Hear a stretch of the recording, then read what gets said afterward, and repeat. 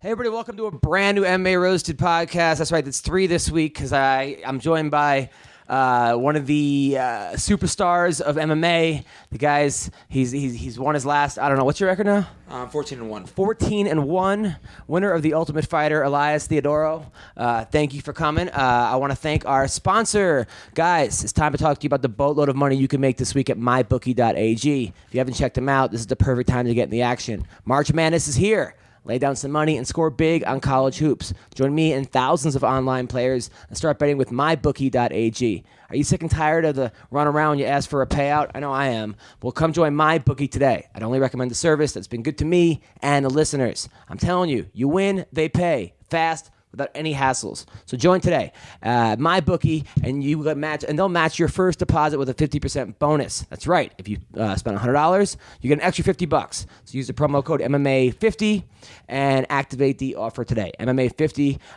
Visit them or call 1-844-900-BETS. Play, win, and get paid. Also, I want to thank Blue Apron. Blue Apron is amazing. You can check out this week's menu and get your first 3 meals free with free shipping. You'll love how good it feels, how good it tastes to create incredible home-cooked meals with Blue Apron. That's just go to blueapron.com/MMA Roast. blueapron.com/MMA Roast. So I'm here with Elias. I just happened to be in Calgary doing comedy, and you hit me up, and you're like, hey, I'm in town. What were you doing in town? I'm a cage side commentary for Hard Knocks Championship. They had an event, HK54. Right. So you like to be doing cage side commentary? Yeah, I do. It's obviously a different role, but there's interesting aspects in the back end that you have to do with a live show. They're one of the few actual MMA events that do a live show and actually broadcast it both in Canada and the States and many other different outlets. I think this is pros? Yep, pros and amateur. They actually mix them in between. The really cool thing is you get to see a lot of the diamonds in the rough grow from, their debut as an amateur to eventually pro. Do the amateurs wear shin guards or no? No. It's essentially there's difference in regards to the amateur aspects. There's regular amateur and then there's advanced amateur. Where advanced you can hit people in the head on the ground rather, because the other kind of amateurs are more or less like a sports jiu-jitsu where it's like striking, standing up, and more submissions on the ground. Right. But it's really cool that Hard Knocks has taken kind of made themselves a forefront in regards to amateur MMA, and you get to see these stars. And obviously they throw a little bit more caution to the wind, so it's a lot of knockouts in the amateurs. Oh, really? Oh, yeah. Now, do you feel they need to be funny at all or like entertaining, or do you just call like you see it? A little bit of column A, column B. I'm still me in many different ways. A couple of jokes here and there, but I think the kind of flavor that I add is understanding on being on the other side of the cage. Obviously, I get to kind of talk about the body language that I see, the kind of aggressive dance that's kind of playing out in front of me, and I just give my 2 cents. Nice. Now, by the way, we're actually watching on Fight Pass the Alan Juban Gunnar Nelson fight. So if you actually hear us commenting on that, yes, that's what we're watching. It's Saturday afternoon in Calgary. The shows have been fun. I love Canadians. Yep. It was actually last night some 80-year-old came up to me after my show because I was asking who had tattoos and doing jokes about it, and she's like, just so you know, I have lips on my ass. And I was like, thank you for letting me know. Another guy came up to me and he's like, hey man, you want to smoke pot after the show? Which it's like kind of a catch-22 because I like smoking weed, but then you don't know who you're smoking with. 100%. And then also the owner has to drive me to the condo, and then I don't want to be stoned while the owner, and say something really dumb. And then also sometimes I get high, and then people feel the need to tell me who they find funny or Yep. their opinions on Amy Schumer or what jokes they like. Yeah. And then I just don't like to be. Yep. So, but the guy gave me a joint to go, which was nice. There you go. That's polite. That's the best nice. case scenario. That's exactly it. Because then I don't have to I have nothing wrong with the guy. I just don't know him. Yes. And if, when you don't know people, I always feel like I'm on guard because you never know what's going to happen. I'm sure as a fighter, when people take a picture with you and always make a fist, Yep. do you ever wonder if they're going to take a swing at you? Or No, it's more when they put me in a headlock or they try and get me in a headlock. But for the most part, I think both of us, in many ways, in our respective professions, kind of get people that reflect us. You know what I mean? So I think, especially, I would imagine someone that's going to see your show specifically likes you. You know what I mean? Right. And then same thing, but I've had some really interesting questions or really interesting ultimatums and situations. Now, you being like a male model / fighter, do you get guys that come up to you and like, hey, will you sleep with my wife in front of me or my girlfriend? I can neither confirm or deny that's Really? happened. Yeah, definitely. Of course, there's been weird situations like that. And have you done it or no? No. No, yeah. You don't want to be around it. No. Because then what if that swing really comes? Yeah, right. And then you're naked, you're about to nut, Exactly. and the guy all of a sudden wants. Yeah, it's just a bad way. Yeah. But either way, I have a girlfriend now. So, but I'm talking about more back in the day.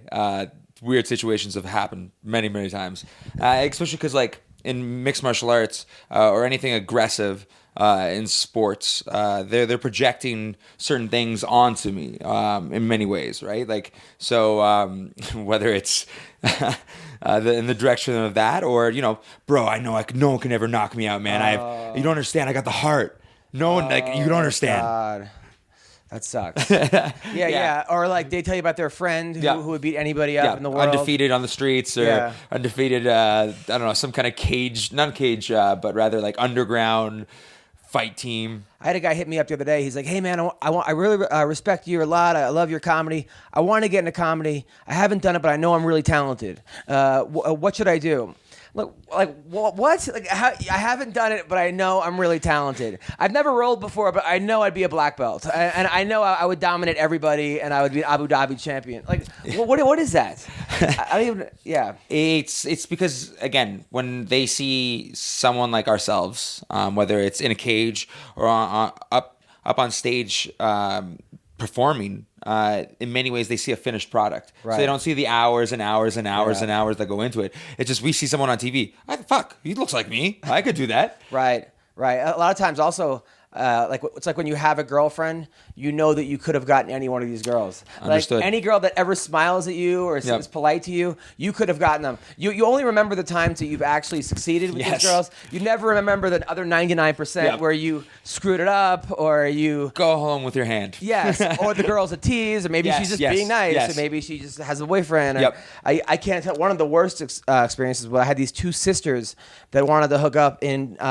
I think it was like Oklahoma City or something. Nice. And I was like, okay, follow me. And then the other comedian, this feature, who actually, he was the headliner when I was coming up. And then like 3 years later, we swapped. He was opening for me. So he resented me. So I'm like, hey, man, I want to take these girls back to the condo. He's like, no, man, there's a rule, no girls in the condo. Which what? Every like comedy club says, but no one ever follows it. Yeah. I'm like, come on, man. He's like, no, man, I have a laptop. I don't want him to steal my laptop. I go, first of all, I've seen your jokes. No one's taking these jokes. Just right away, just kick. So, kick him like, give me a break. Like, you'd be lucky if anyone even wanted to have these for free. But then I'm like, okay. So then I'm like, I get these girls. I'm like, hey, follow me. We'll find a hotel. Like, okay, I don't know where I'm going. I'm driving. I'm looking back. I get caught in traffic. They're gone. My phone's dead. The whole night was ruined. I was kicking myself. And it was one of those things. These two girls were like, yeah, our boyfriends just cheated on us both. And we want revenge at them with a comedian from out of town. It couldn't have been more perfect. Yep. And I screwed that up. So if I could screw that up, I'm sure I could screw up plenty of other things. Fair enough. Now, your last fight. Yep. Great fight. Close fight. Yep. Were you nervous going into the third that it was going to be you needed to finish or to win by a big margin? Either way, I like the longer a fight kind of goes because I don't have any real set background as a mixed martial artist. I've started about 7, 8 years ago now at this point, and I'm fighting guys like Caesar, who's been doing jiu-jitsu since he was 10. Thiago Santos, who's been kickboxing since he was 12. And then Sam Alvey, who has like 45 fights on him. So in many ways, I'm kind of hitting the ground running. So I love the mat time because I get to learn. I get to grow. And that's the most important part, game day, right? Because it doesn't matter how many times you won or tapped someone in the gym. But you also like to win, though. I mean, yes, that's 100%. Yeah. 100%. No, that's not the point I was trying to get at. But the idea that I'm just having fun in there. And obviously, I wanted to win. I think I should have done more of what I did in the second and the third, especially because he was backpedaling. Funny story. He broke his hand in the fight. That's not the funny story. Yeah. But sucks to be him. No. The more important thing being, he actually didn't like. I did some antics. I was killing him with kindness the whole time because some fighters, they need to be angry. They need to pump themselves up. But basically, I was killing him with kindness, and then at the end of it, I ended up giving him a cake, because it was his birthday. Did not like that. Really? They gave him a birthday cake. You gave him cake before the fight or after the fight? No, what's it called? During weigh-ins. Oh, my They said, God. to the birthday boy, health, happiness, but sorry for the L. Oh, wow. Yeah.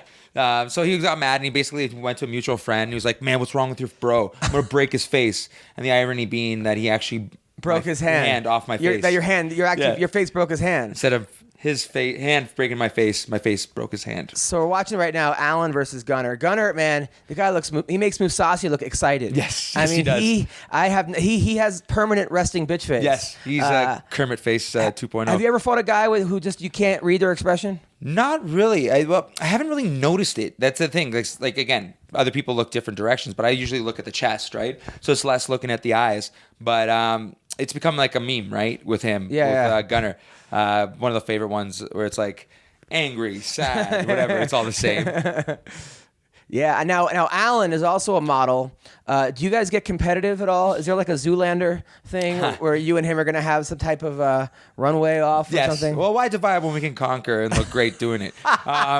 No, and we're different weight class anyway, so there's no real situation. And I'm team long hair. He's short hair. Right, he's slick as fuck. Right. Now, are you really sponsored by Perel? Yeah. No, not Perel. Pert Plus. Pert Plus. Yes. It's actually called Pert now. I'm part of the rebranding. I'm actually I got the American account first, and I'm in the process of getting both Canada and Australia. So I'll actually be their world ambassador. Wow. Yep. That must be really good money. I can make more money being a hair model than punching people in the face. Wow, that's amazing. Good for you, man. You deserve it. So I appreciate it, brother. It's a lot of work. There's a lot of cool things I'm a lot of work. What do you have to wash your hair? Yeah, rinse and repeat, bro. What the fuck are you talking about, man? No, actually, with Pert Plus being the original 2-in-1, I actually get both conditioning and. What do you mean a lot of work? That is such bull. What kind of work do you have? What kind of work? I meant the work and the idea of the conversations with the just getting the job. agency. What's it called? Having having to go through different not only the marketing team because Pert. Branches out for another marketing team who was the one I originally had a conversation with, and then from there Pert was on board, and then now it looks like we're gonna get the rest of the world. I'm conquering. Wow! The world. So now, are you doing billboards? Are you gonna get? So we did the first activation essentially of our endorsement and work together. And it's just it's a progress. It's going to be a long-lasting thing, and we're just going to start adding more and more content, whether it's like billboards, whether it's commercials. I have a TV show in the works, so there might be different opportunities in regards to that as well. Good for you, man. So that's where kind of the hard work is. I'm not just punching and kicking people in the head. I'm thinking of different plans and different projects. Man. It's crazy. Watching Allen right now. Yep. I moved to California 10 years ago, and there was a gym opened up across the street from me called Legends about 8 years ago. So I go across the street, and there's like 4 people in there. One of them being Allen, right? So he's like, "Hey man, you want to wrestle?" So I'm like, "All right." And he never wrestled before.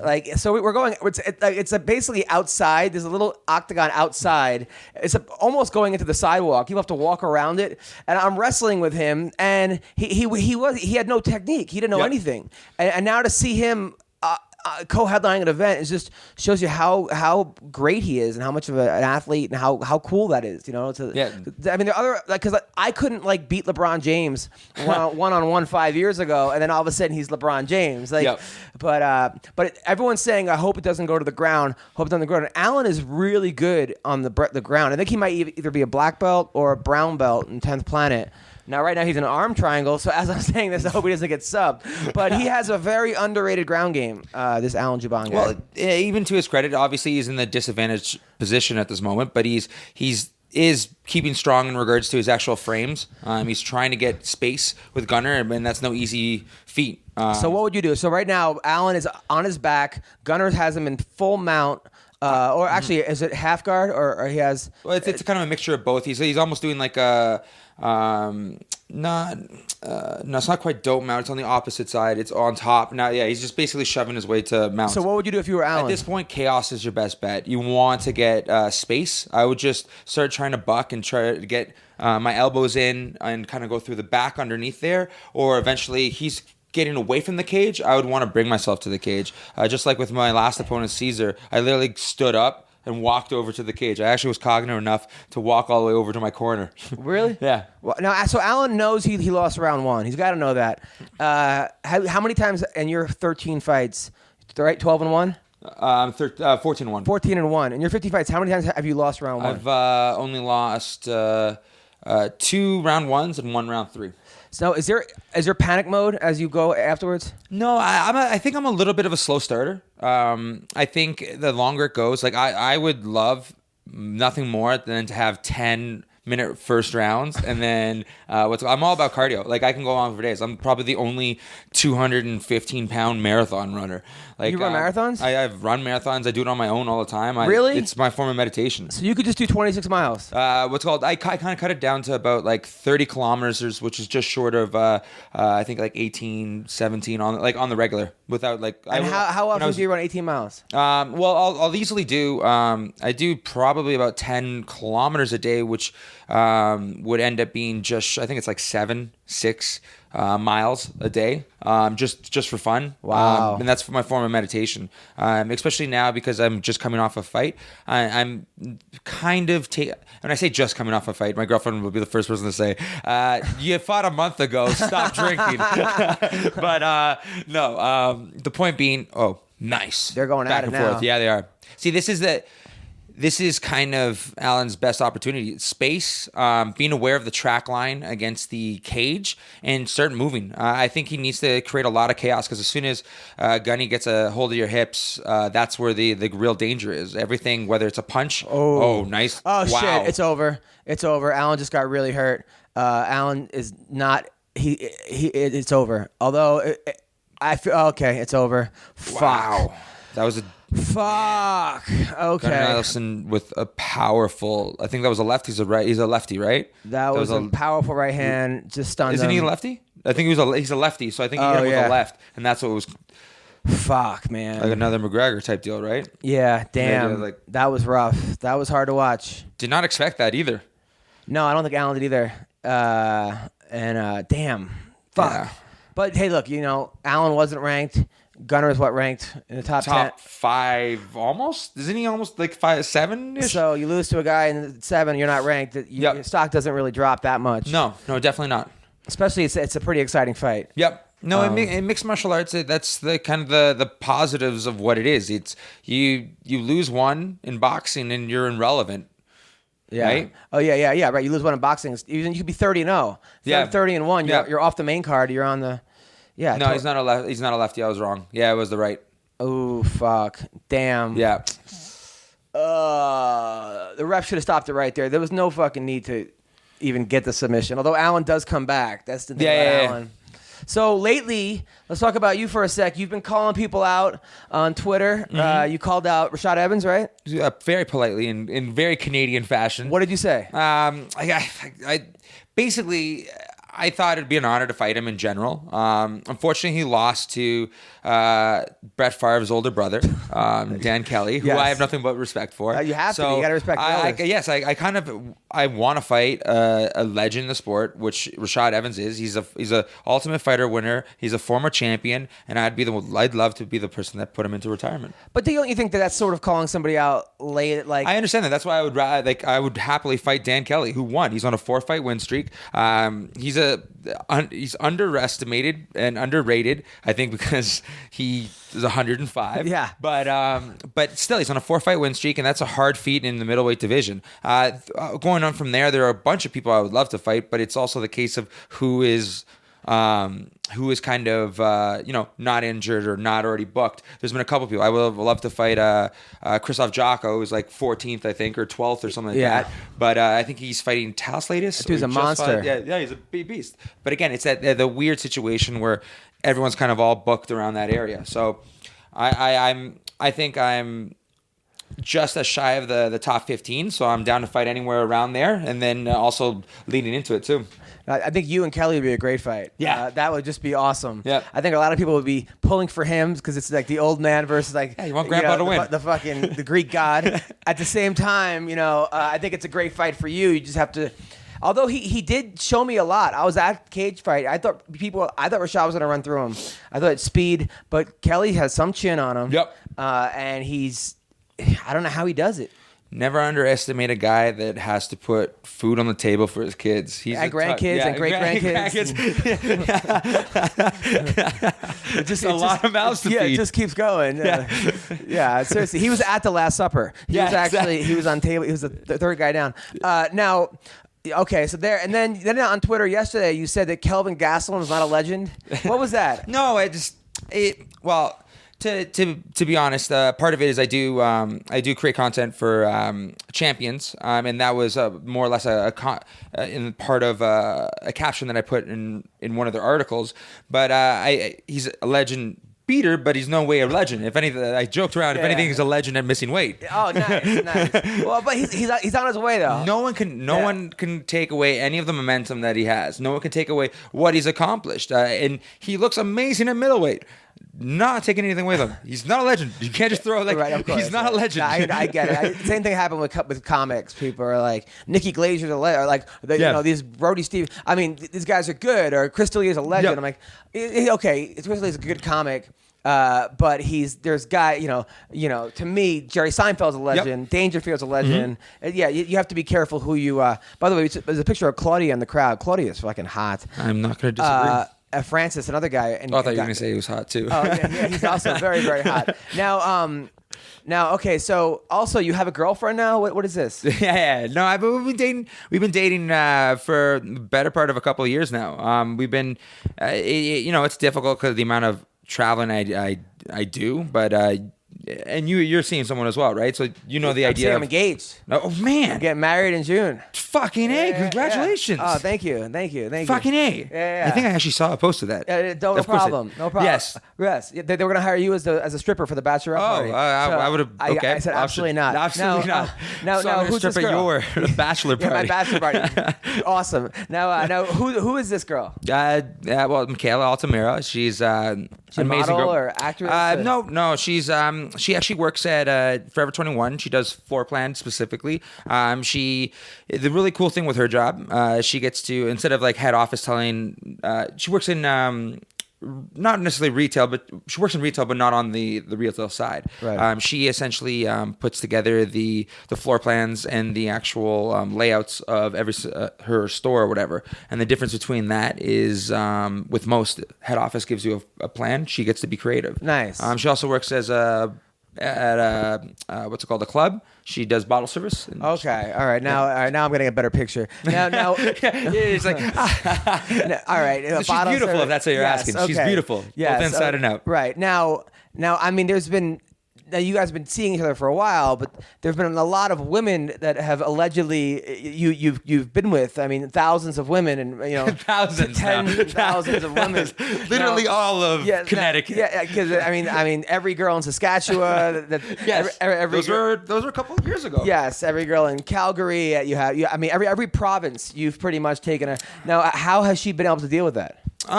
You know what? I think for the first time in my life, I found someone that I think is a partner. I really respect her as a person. She's smart. She's funny. She is hot as hell. Nice. And we really get along. Like, she gets me for the big man child I am. Right. And obviously there's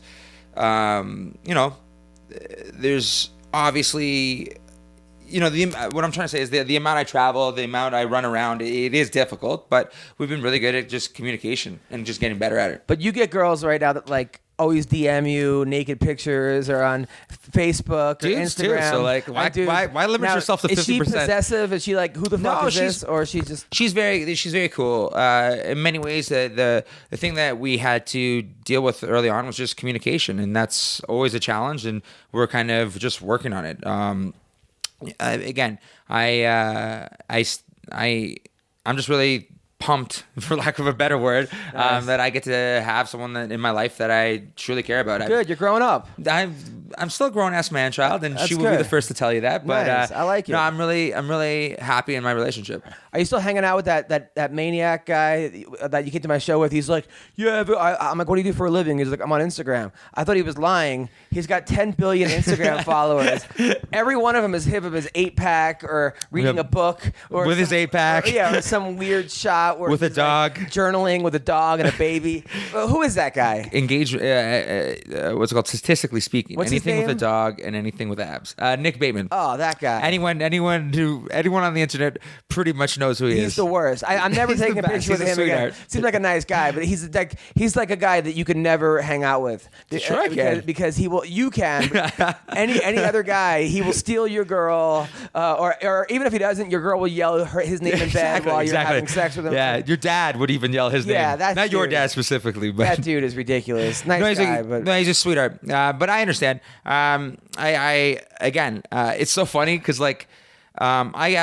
People know who I am, and it's funny when I go out with them, where like just the demographics difference. So like all these hot like girls will just be like, "Can I take a picture with you? Can I take a picture?" Yeah. And then just a dude will be like, "Yo, man, saw your last fight, pretty good." I'm like, "Oh, thanks." yeah, dude, you're like the ugly chick, and that's that relationship. Good. Yeah. I'm happy because I'm totally fine with it. Hopefully, he has like a Brad Pitt or someone that makes him the ugly. Exactly. Dude. But it's I don't think bullshit. no matter who he stands next to, he would ever be the ugly one. It's like they say comedians are rock stars until real rock stars show up.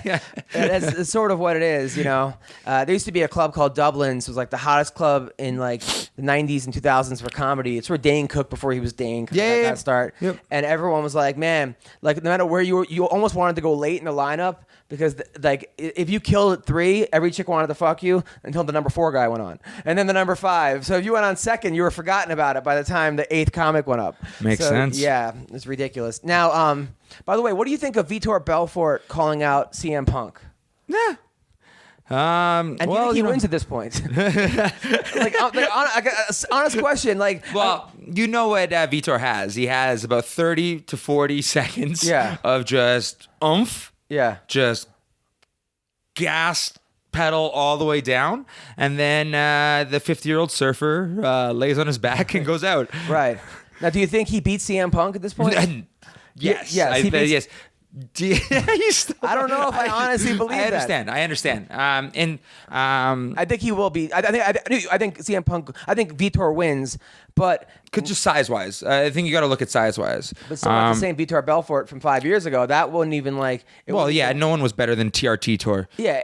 It wouldn't get out 30 seconds, but now CM Punk might get out of the first round. I mean, I don't think it would happen, but stranger things have. I mean, why don't we let Vitor? I think he has like one more fight left on his contract.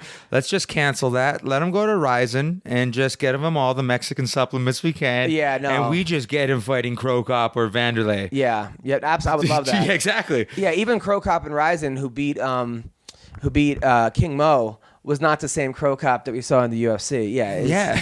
This whole thing called drug testing. Man. How often do you get drug tested? So I can't remember how many times. I think I've gotten tested about 6 times, randomly. There's been some funny situations where because I travel so much, like I did one of my camps with Chris Weidman out in New York, and I don't know how they got to my door because there was like basically a downstairs, and you had to like either if we locked it, then you can't get up to where my apartment was.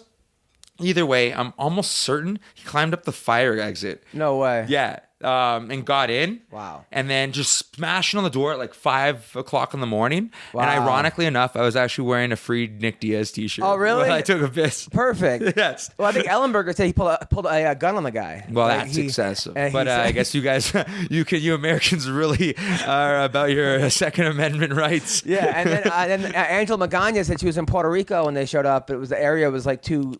They like wouldn't go in the area. But first of all, Magana needs to get other tests as well besides a drug test. But yeah, I follow her. By the way, so right now, Corey Anderson is walking out. He is fighting Jimmy Manawa. Nice. Weird. It's a weird main event. Corey Anderson. Understood. Especially for the Corey himself or Just Manuel? Corey being in a main event is just like a strange guy to pick. I feel like only hardcore fans know Corey Anderson, and even them, it's like almost hardcore amongst the hardcore. Yep. Yeah, like he won the Ultimate Fighter. He's good, but he's like, as far as like, why wouldn't they put Brad Pickett, his going away fight, as the main event?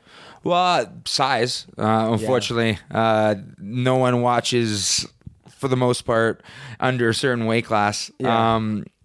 For better or worse, but I think a part of it also is it's not really him; it's more his opponent who is from London. So I think it's the London main event with whoever they paired him up with, and then they obviously the UFC doesn't.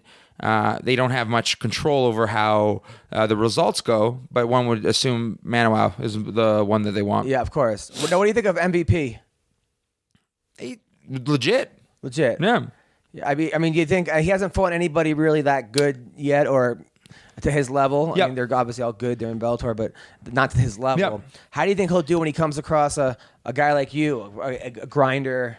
Well, again, that's whether you win or lose, you got to evolve. Mixed martial arts is that, and I think what happens when you have someone that's so good at their one skill set, the real issue is their ego. Whether someone wants to be a beginner again. I know many people that are, a solid kickboxer, but they get tapped out on the ground during training, and they don't want to feel uncomfortable again. They almost feel like being a beginner is a bad thing. Like a Joe Schilling kind of a thing, where Joe Schilling with him, he's such an elite. I would more Thatchett.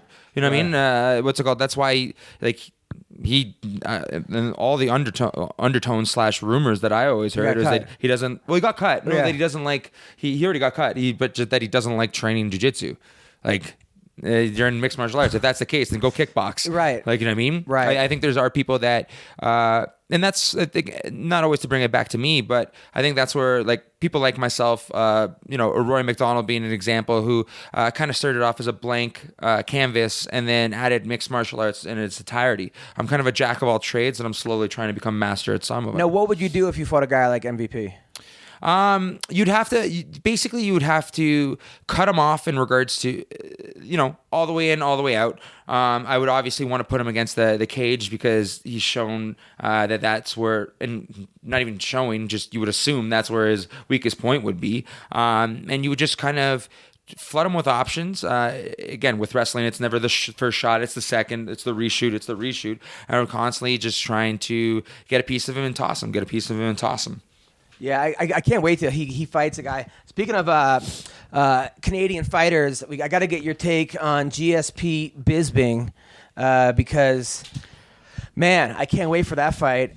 Even though I don't think that fight should even happen. I mean, what's the point of having rankings if you're not going to follow them? What's the point of having even rankings? Not only are they not following the rankings, they're putting a guy in who took 4 years off, and then putting them at like the weight class above them. It just makes no sense. It makes no sense, but it makes all the sense in the sense, let's not say sense again, but in the idea that this is no longer, or what one could argue if ever was a sport, but it's more or less sport entertainment. And with WME, for better or worse, the purpose is to sell tickets. The purpose is to sell pay-per-views. They have like $100 million on interest a year on those loans. So they got to be paying that somehow. And something like this, especially with, a loss of Ronda Rousey, what's his name? Brock Lesnar disappearing, a couple of these legends maybe not necessarily being, Father Time. You can't be Father Time. So people are coming and going, and that's the way the sport goes. People will fade, and who knows what the fuck Conor McGregor's doing. Yeah, but don't you feel like they're going to lose the hardcore fan base if they keep doing this? I mean, maybe the hardcore is like, fuck it, I just want to see. They don't care. But it just seems like, okay, we now have a legitimate sport. Like, it's a legitimate sport in essence. Like, it's no longer banned in New York.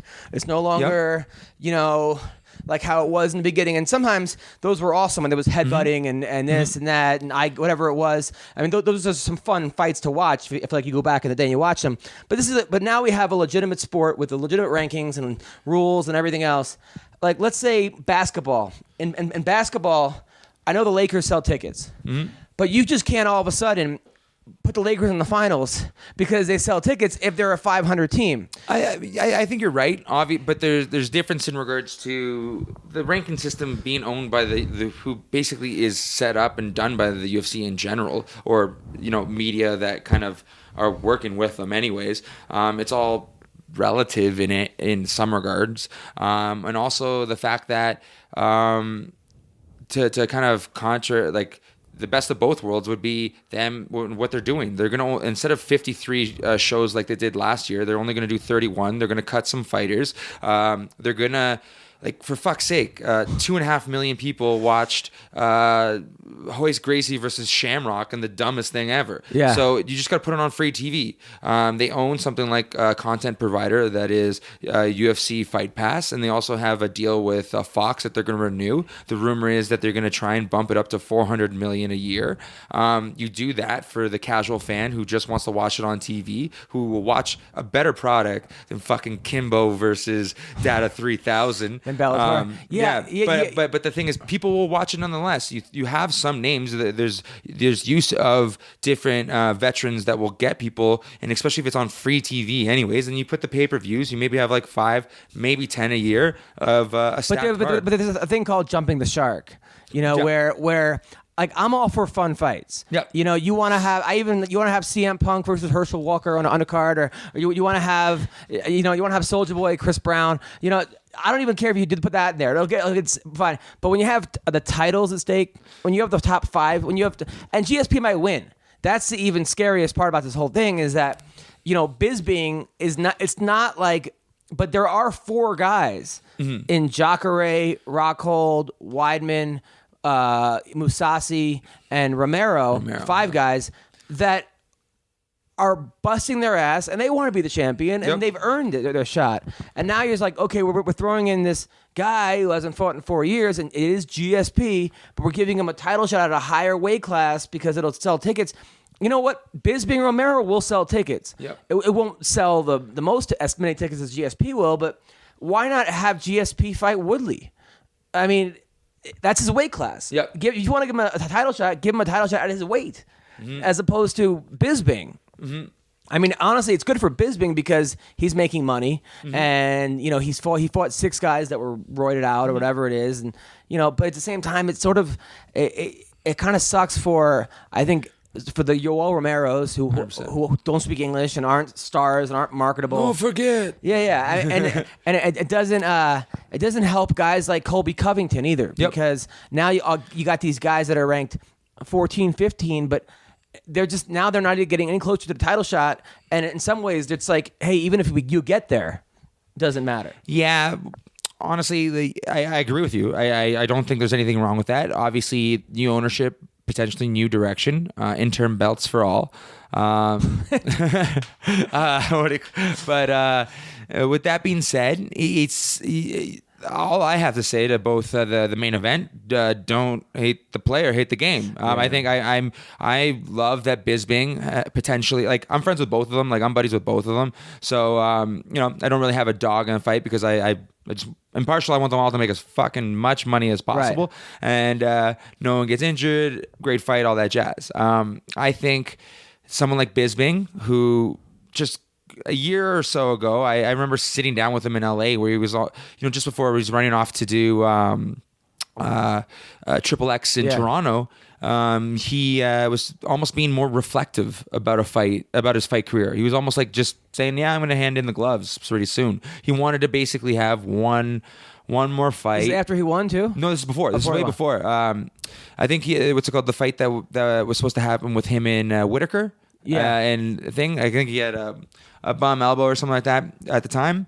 But either way, the point being, he was kind of reflective, and here, the surreal moment of someone, an Ultimate Fighter winner, someone who had so many fights, and that's kind of what he was expressing, the idea that he wanted to beat GSP's most wins and then retire, and then ironically enough, he's going to end up fighting George not too much later. So I'm really pumped for his Cinderella moment that he's kind of having, and again, all the money that he's making. I don't know if many people know this, but he is one of, maybe not anymore with Conor McGregor around, but he was at one point the highest disclosed paid fighter ever. Wow, good for him. Yeah, and he's played the heel this whole time. He sometimes when I tell people I'm buddies with him, like is he an asshole? I'm like, no, he's just playing the part. That's his shtick. I tell people he came to my comedy show at the end, helped me put away chairs. Yeah, like that's the kind of guy. Yeah. He's a real like blue collar, like just a nice guy. He's a fighter. Like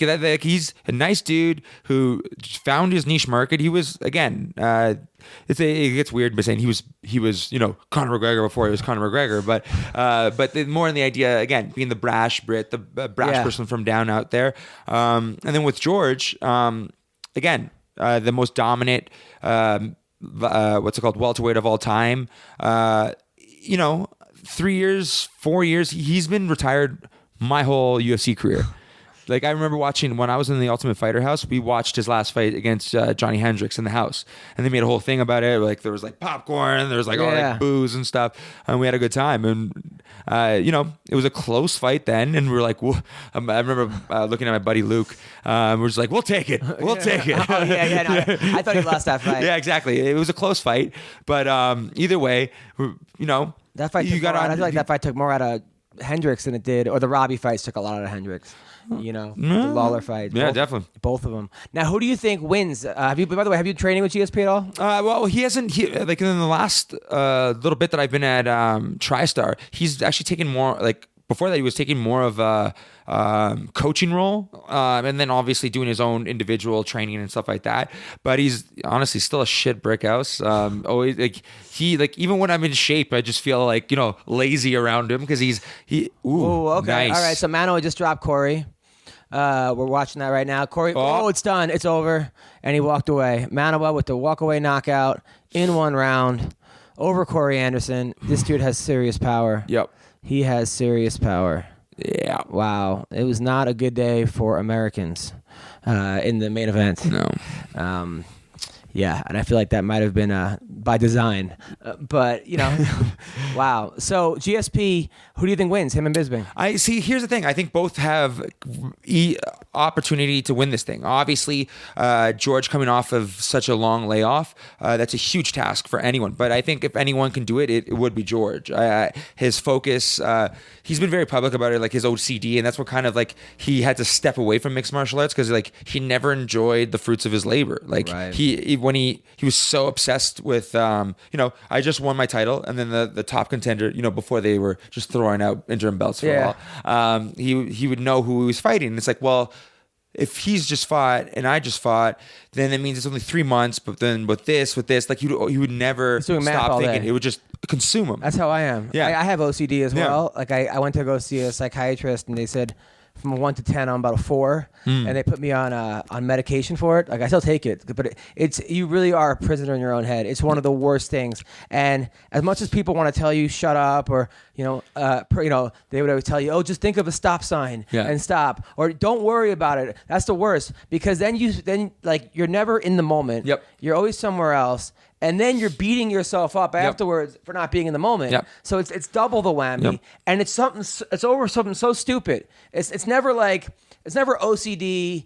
It's just everything becomes a snowball where it's like, oh shit, like I'm on stage and I'm having that joke didn't work, and that means I'm not funny, and then I'm not gonna be able to pay my rent, and I'm gonna get fired from this comedy club, and then I'm gonna have to go home, and then my girl's gonna leave me, and then I'm gonna get evicted, and after I get evicted, I'm gonna be on the street, and then I'm gonna be homeless, and then everyone I'm gonna high school is gonna tell me I'm a loser, and then it just goes on, and all in like 10 seconds that happens, and then but it's just you do this all fucking day long, and if you're not on medication or even I tried doing that other thing where you end up saying a thought and then putting it on loop over your head. Some kind of trigger word in the right way. It could just be so fucking hard. I understand why GSP why that could be, because everyone else telling you how great you're doing, but in your head you're just like. Yep.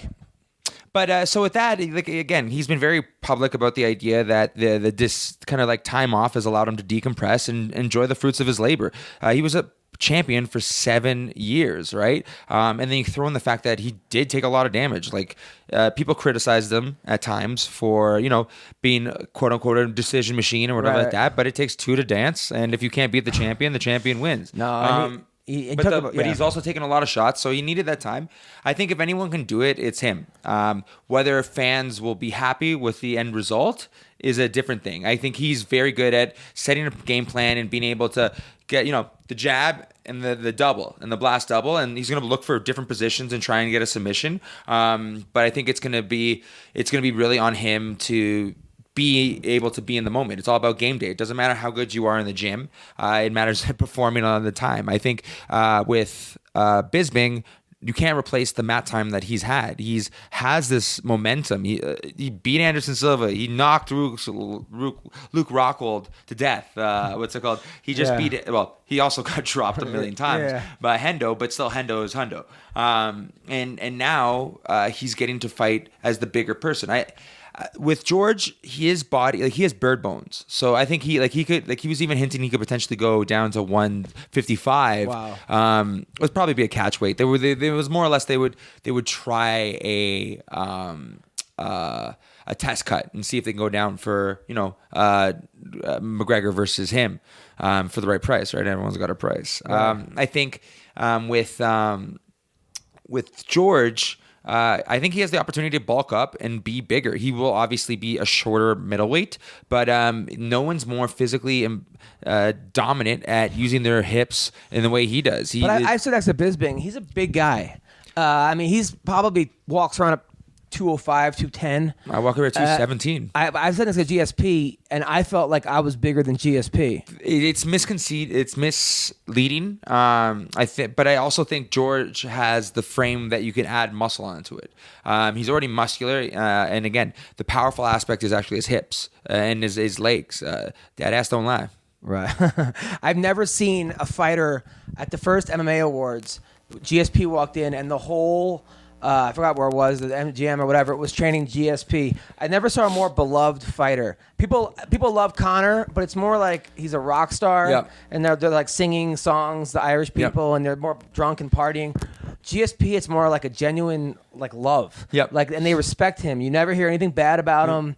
He never gets DUIs, never drugs, never. He's just a good role model. He's someone that if I had a son one day, when I have a son, hopefully one day, or a daughter, and I say, hey, if there's an athlete you want to emulate, it would be GSP. Yeah. He just seems like that's the guy. No, 100%. And also throwing in the aspects, he was, in many ways, you were relating him to, or comparing him to Conor, and the difference between them, George was the product of his time, in the sense that when you have a niche sport, a niche market like mixed martial arts, and when senators like John McCain calling it human cockfighting, then who better to have its brand ambassador than a polite French Canadian?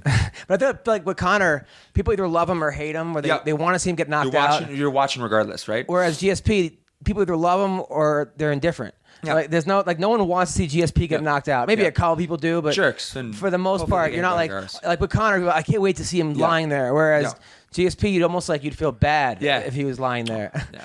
Well, the first time I ever met him, he bought me cheesecake. We were because we went on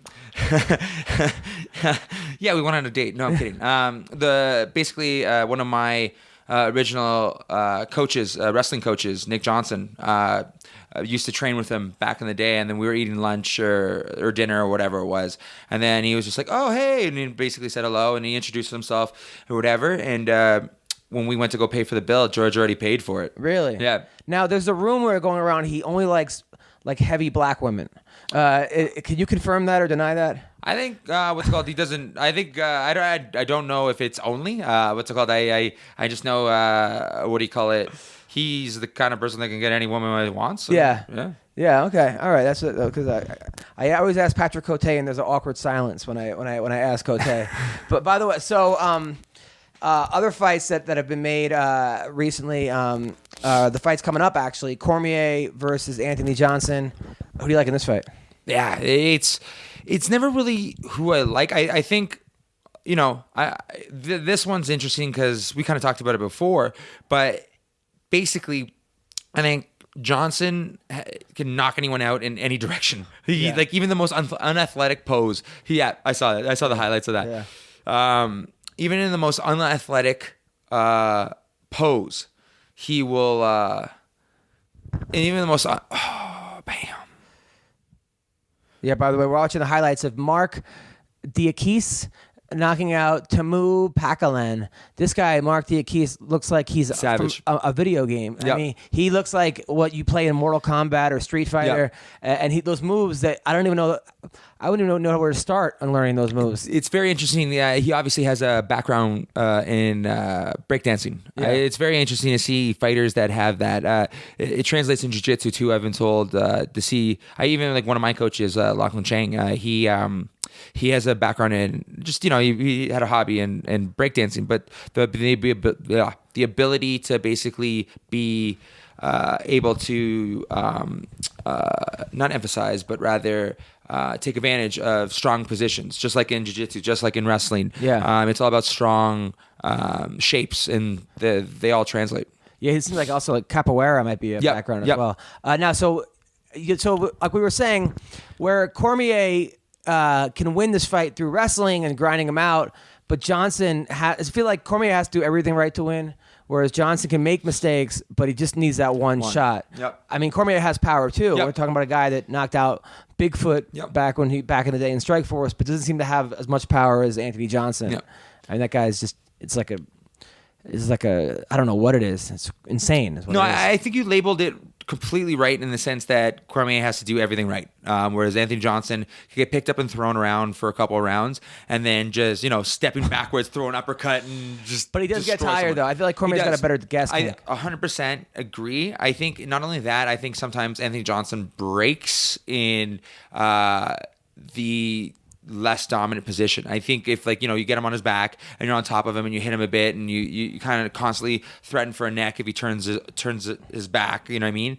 Pushing him against the cage. You've seen it with even in middleweight when he did it with Vitor Belfort that choked him out, or Anthony Johnson got choked out eventually. Was it the third round? Yeah, I think it was the third round. Same thing. I think that's kind of a situation that can happen again if he gives it up, but not even gives up. If he just kind of allows it to slip out of his hands, I think there are options for Cormier to basically submit him or just break his will. But I think Anthony Johnson has an opportunity to basically knock him out and knock him dead. All 5 rounds. Yeah. By the way, when I talked about GSP liking big black women, there's obviously nothing wrong with that. Who doesn't love big black women? Some of them, the most fun time I've ever had were with thicker women. But a lot of times, thick women, they know what they want and how to give it to you. Have you ever? Do you only go for models and 10s or 9s? Or you? I can find something beautiful about any type of woman. Really? Oh, nice. I don't necessarily have a type. Have women ever offered you money to sleep with them? I feel like women offered me money. Yeah, women like you'd be. No, but what's it called? There's this weird I've been offered by dudes for their wives. That was weird cuckolding shit. That's so weird. Yeah, rich dudes and stuff like that. And I'm hearing about that more how much and more. Money? More and more. No, at a zero. No, what? No, I'm kidding. It's crazy. I don't know what's wrong with these people. Relationship. If you have a girlfriend and you have a wife and you want to bang her, fine. I don't understand this whole cuckolding. Well, I think it comes to the same idea where people don't understand the OCD aspect that you have. I think we're all more or less chemical bags, and in the way different chemicals work. I don't think cuckolding's a chemical imbalance. Yeah, sure. Not necessarily a chemical imbalance. It could be the sense of, if you're looking at the psychological aspect, these could be very, again, because they have the money, these could be very rich individuals who want to be, they're normally in the dominant position. They want to be subservient to whatever situation. And especially if you're talking about an older man who isn't physically strong, you have a fucking stallion. Just think of fucking Anthony, just paying Anthony Johnson $100,000 just to go to town on your wife. I pay him $100,000 not to. Exactly. Or you, for that matter. Any amount of money. Please don't. Neither me. Don't have sex with me or my girlfriend. That's insane. But to me, it's But everyone's kink's different. I think it's all when you get married for the wrong reason. That's the stem. You get these women who want money, so they marry guys they're not really into or turned on by, but they're turned on by money. I think. Sorry to interrupt. Keep going. Guys who are into the girls who are beautiful, but it's just not really a match. So now all of a sudden, we have a problem because she doesn't want to fuck. He doesn't really do it for her. And now it's okay, she divorces me and takes half my money. Yep. So now I lose half everything, or I just get a guy to just nail her and she's happy. Yeah, no. A couple of my friends are in the lifestyle of open marriages and stuff like that. Sometimes it's the husband that's more interested in watching his wife get plowed That's what I was implying. It's the idea that, again, you have this powerful, not necessarily this, not even if we're talking about the age thing or what's called physicality. We're talking like, let's say a high-powered lawyer, a high-powered attorney, whatever like that. Normally such a dominant individual wants to kind of feel helpless and feel on the weaker point for whatever reason. You never know what really, especially like with sexuality, it's a different thing because there's different imprints around your actual childhood that kind of make you the individual that you are. Yeah, I don't know, man. I mean, I get it. I went to a swinger party once. It was one of the strangest things. These like Phil Barone. He used to be in the group. He was in Skid Row, the drummer. He was in Skid Row after Sebastian Bach left. So that's so not really. Anyway, so he was some part of this like thing called Lifestyle Lounge. It was like this website for swingers, and he was like on it. And then I did a show at the Improv, and then I get surrounded by like 50 cougars who were kind of hot actually, and they're like, "Hey, you know, you were so funny. We're part of the lifestyle." They said, "Best of the lifestyle 20. You want to come to this party?" So my friend was going through a divorce, and I'm like, "Yo," it was like they have a Super Bowl party. I'm like, "All right, let's go to this party." It's in Pasadena, right? So we go down there, and my friend's like, I'm an emotional wreck. He's a comic, and his wife just left him. So I'm like, this will be funny at least. So everything seems kind of normal at first, right? But then there's like it's a huge house. There's like little kid rooms, and you walk into the room, and people are just banging in rooms, like on the kid swing set or whatever. So this one guy was like, "Hey, I want his wife. I want you give Adam a blowjob in front." And I'm like, "No, I couldn't have him there." While it just see, I told you that again. It's not good for me, right? So now the football game's on Super Bowl. It's like the last thing. It's like one of the best games. I think Reggie Bush was in it. One of those games back in the day. It was the New Orleans Saints were in the. Okay. And it's the fourth quarter, and everyone's watching it, and it's on a bar outside, and this girl is lying down like a turkey, like an upside down turkey, right, on the bar, while a guy is putting his fist in her, right? Like she's getting fisted while the game's on top. So I don't even know where to look. I'm looking at the game. Clearly look at her looking down. I'm looking. It's one of those things. So this girl next to me who looks like a school teacher goes, "Oh, that's so terrible." And I'm like, "Yeah." And she goes, "He's doing it wrong." like that was what I was like, dude, I'm in some weird, and that was the last swinger party I went to. Yeah. After that, I was done. Cool. I just couldn't deal with that. You ever do a swinger party? No, not really. What's it called? I've never actually gone. There's a couple in Toronto or whatever like that. That again, a bunch of friends and stuff like that have gone, and I've heard some crazy stories, but no, never kind of happened. No. Last time I saw you, you had a trainer that was like, must have been like 5'2", 84 pounds. He was half Asian, but he knew everything about MMA. I mean, this guy was like an idiot savant, and this guy knew, he was like your master splinter. Where I don't know if he could do it himself, but he could see things. He's still with you, that guy? Yeah, no, he's a really good friend. I mentioned him earlier, Lachlan Chang. Right.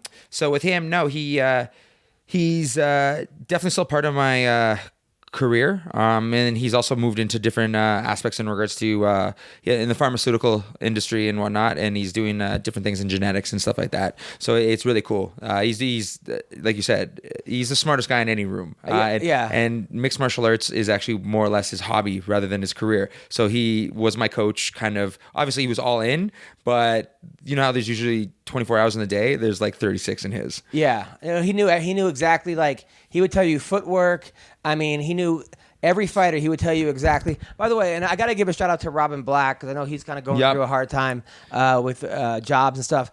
There was a fighter who told me, top 5 fighter, I'm not going to say his name, that he hated Robin Black's breakdowns because he was so good at them that it would tell his opponent what he was going to do, and he was to a T. He was actually upset that Robin Black had him figured out so much. So much respect to Robin Black because somebody told me that, and he didn't even know that. But he seems like there's a guy very passionate.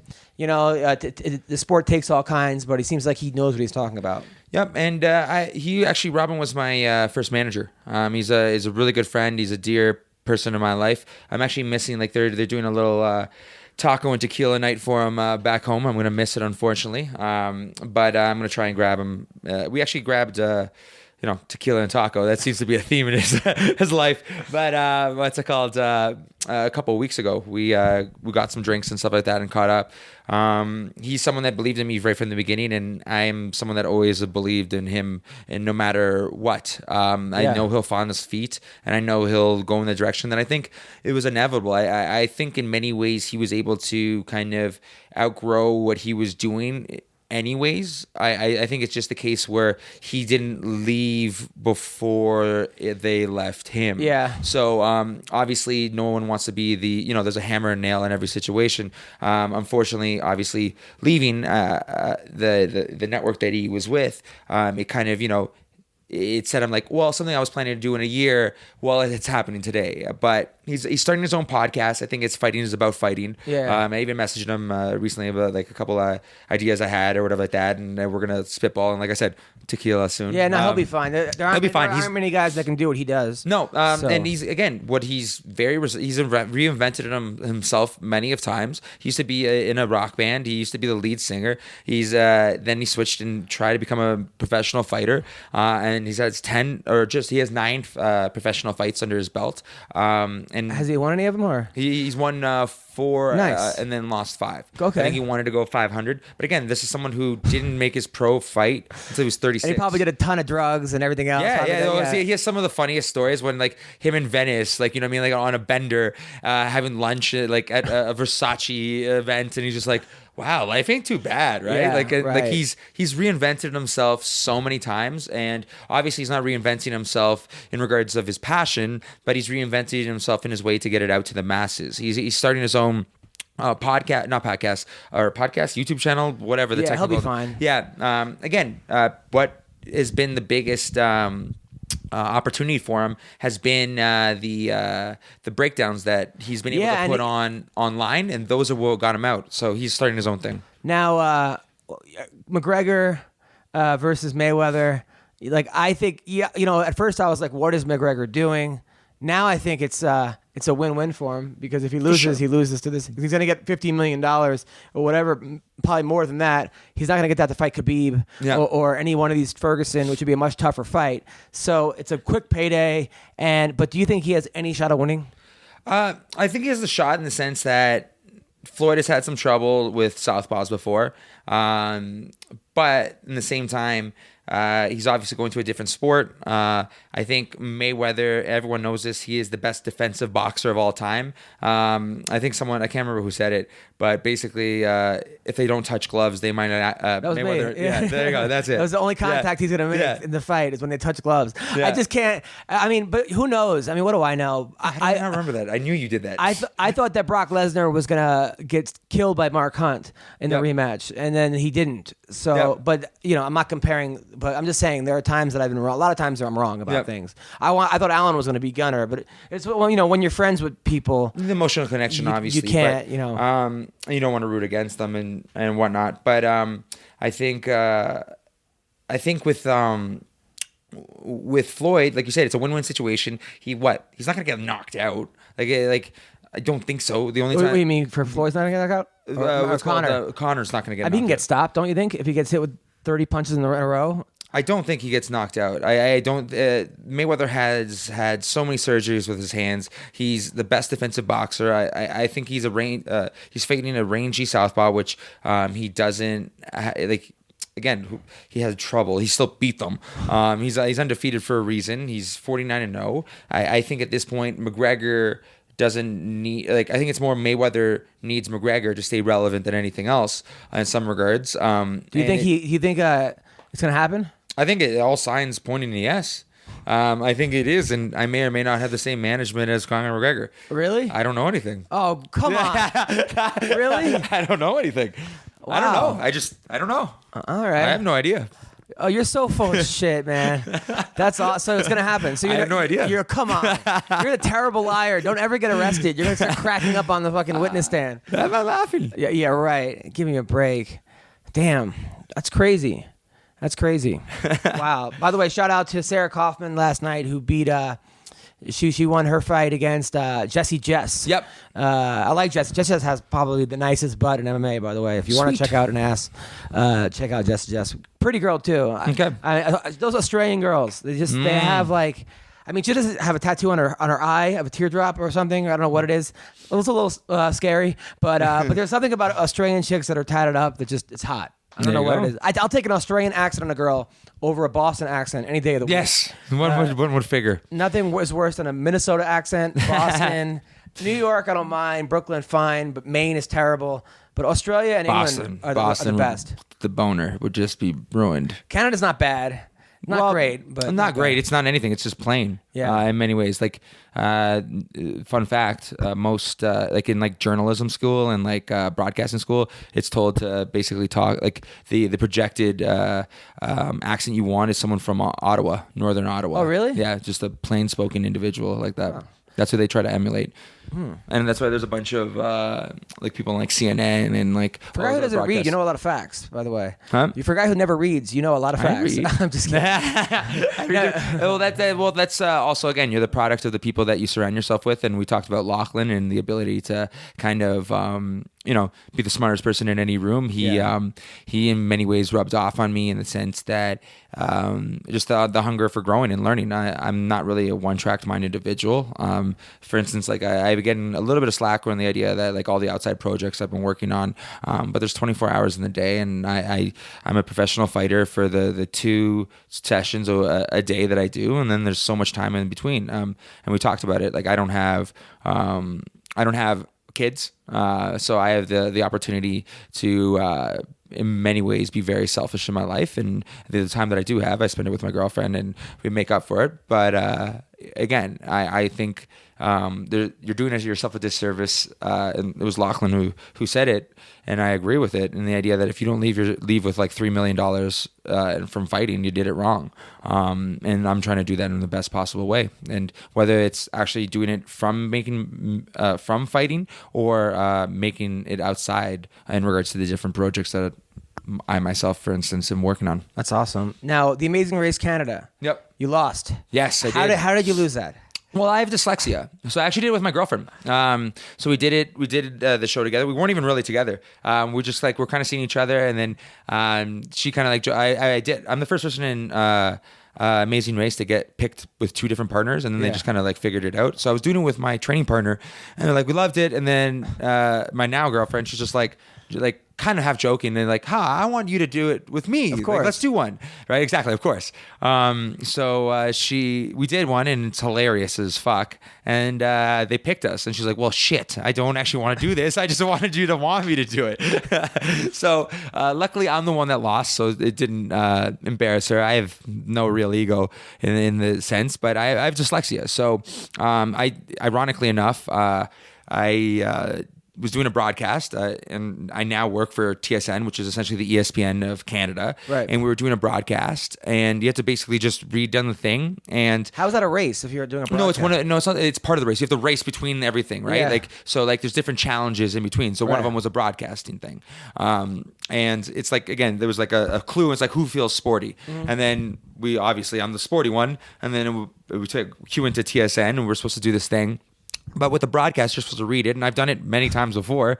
But the thing is, and you would know this, if you ever make a mistake, you just keep going through. Yeah. You're a live event. You just keep going. With my dyslexia, there's like 73 different types of dyslexia. Mine specifically, I can't sometimes, I speak louder than I think louder than I can speak. And then also, I kind of flip words to make more sense in my head. So simple things like instead of saying gorgeous goal, I said glorious goal, right? Or like there was another couple of things here and there that I kind of messed up when, and they don't tell you what you do wrong. So I do the whole thing, and again, I'm being the broadcaster. Other people are straight up just reading it, blah blah blah blah blah blah, and I'm like, hi, I'm Elias Theodorou. I'm putting my like I'm actually doing my job. And then the same thing would happen with the actual guy that used to be in TSN as well. He was on the CFL, and he was also a broadcaster there. He and I were both last because again, if you had any training in it, it was actually to your detriment because of all the the tricks and the rules that you kind of do to just fake it till you make it and just kind of go through. And then again, to my to my credit and basically the situation, I got to lose without getting punched in the head. Did you really care that you lost or no? Well, it was devastating at the time because of all the cool places we wanted to go. We were the first out. But the kind of silver lining is I was responsible for the greatest Canadian broadcast ratings in Canadian history. Really? Yeah. That's awesome. Yeah. So, and I was direct marketing. I figured it out. I was actually responsible for a 20% boost that actually completely left when I left.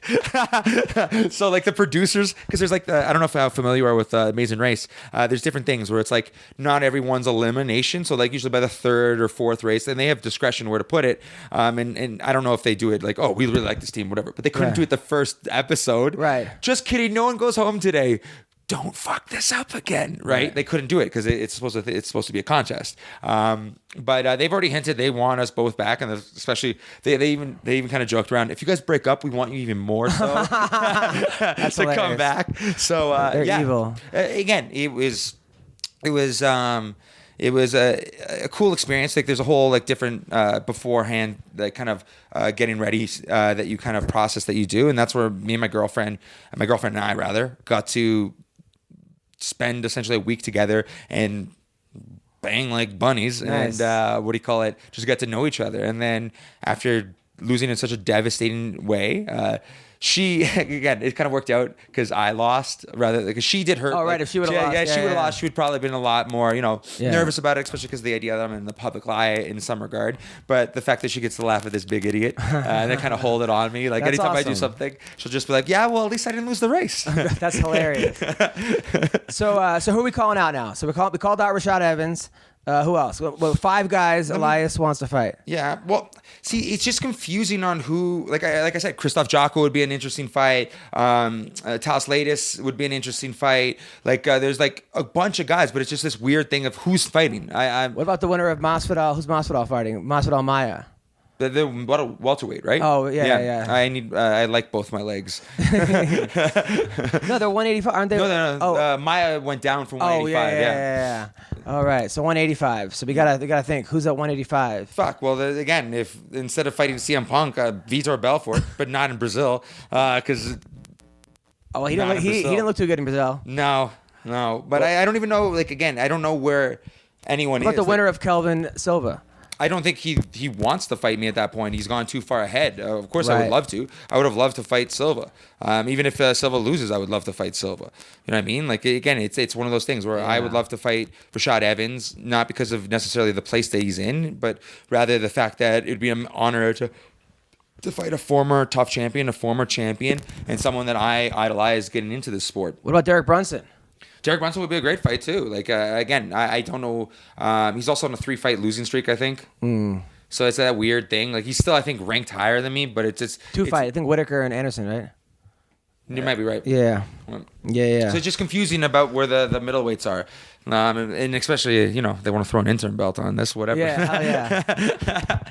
So what do we have coming up? I'm more running around. I did this project, or I did this broadcast that I was doing, and then I got a couple of. I've basically been offered a couple of leads on different movies. Nice. And an action movie. I can't talk about it too much. And then another one which I can talk about, which is called Street Fighters. If all goes well, we're going to partner up with Capcom. So the idea is I'm a mixed martial artist, huge stretch, and I get injured. Think kind of like Anderson Silva, broken leg kind of thing. And there's a real question on whether I'll be able to be a fighter again. And I'm trying to basically find myself in a new direction in my life. And I turned to competitive video gaming. So I live vicariously through Ryu. Okay. Yeah. That's great. Yeah. And then it's an amazing thing. I'm actually a producer on it. I own a certain percentage of the actual project. It's a great way to work with different brands that I'm going to be having a part of it. And then conversation with Microsoft and Sony right now. We're talking to Capcom. There's a potential to the person is obviously built around me, the character. He lives off of, as my girlfriend would say, energy drinks and compliments. So there's basically a whole theme of energy drinks essentially leveled me up, obviously with the direction of that. And then there's a potential book, a graphic novel that's called like Confessions of a Cape Crusader, I believe. They want me to essentially be the Batman for it and to put in perspective. But he's not. He's the guy that is the inspiration for Batman, and he has this big chip on his shoulder because he made him very PG-13, but he's not. So think Archer. You ever watched Cartoon House shows? Yeah. Think Archer, but Batman. Okay. So, and the other one I'm really excited for, but I can't talk about. And then I also have a TV show that I'm also the producer of. And what's it called? We already have. It looks like potentially 2 networks, and it's really cool with understanding how like producing works and the back end stuff. Like the difference between selling it to a big network, which they'll have more control over it, rather than selling it to a small market who only does in their individual area, and then you get that property and you get to flip it to different networks. And is that in Canada or the U.S.? What's it called? We've already taken it. We've got offers outside of Canada and the U.S., but we have potential for. It looks like a network in Canada is very interested. And then I talked to a bunch of networks when I was in LA when we were talking earlier. And there might be. This is where the opportunity, and this is where the cool thing that I'm learning is there's something called windowing. So essentially, if I was to, let's say, do it in a Canadian network, and that Canadian network only is in Canada. So the projected project that I'm working on is about $4 million for a season, give or take $1 million, depending on how much funding you can get throughout. But you get a network. You find some type of network will give you 40 to 50% of it. You get another 20 to 30 from different ads that will either buy it on product placement or whatever. Then you get tax credits from the let's say Canada, and then you get an angel investor to put the top 10, 15%, and then you have your project. Once you then have it, you do something called windowing, where that network only needs it in Canada per se. Then I can take it after 3 months and sell it for a fraction of the price, and I own 25% of this intellectual property. So it's just a multitude. You sell it 10 times and boom. That's what it kind of, Byron Allen is really good at that. All right, great. So you're busy. You're busy. Busy, but busy's good. Of course. Want to thank our sponsors again. Listen, it's time to talk about the boatload of money you could be making this week at mybookie.ag. If you haven't checked them out, check them out. Lay down some money. March Madness is here. Let's make some money on college hoops. Join me and thousands of online players. Start betting at mybookie.ag. Are you sick and tired of getting the runaround when you ask for a payout? That was the worst. I know that happened to me. Come to MyBookie today. I'd only recommend a service that I actually use, and it's been good to me and my listeners. So that's right. Go to MyBookie, and they'll match your first deposit with a 50% bonus. Just use the promo code MMA50 to activate offer. Go to MyBookie today or call them at 1-844-900-BETS. Also, I want to thank our other sponsor, and I want to tell you guys how good Blue Apron is. Blue Apron's the #1 fresh ingredient and recipe delivery service in the country. Their mission is to make incredible home cooking accessible to everyone. And they achieve this by supporting a more sustainable food system, setting the highest standards for ingredients, and building a community of home chefs. Trust me, cooking together builds strong family bonds. Me and my girl do it all the time. It's nothing better than cooking with your girl. Research shows that Blue Apron families cook nearly 3 times more than everyone else. So those who spend a lot of money at restaurants or high-end grocery stores, which I used to do that, can now spend under $10 per person for a delicious meal.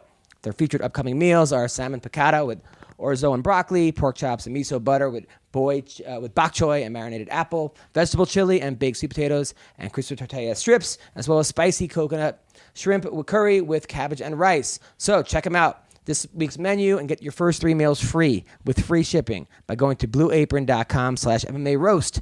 You'll love how good it feels, how good it tastes, and you'll be able to create incredible home-cooked meals with Blue Apron. So don't wait. That's blueapron.com/MMA Roast. I want to thank Elias for coming over here to this. I was staying at this hotel, but I guess there was a shooting or something, so they relocated me to some kind of an Airbnb.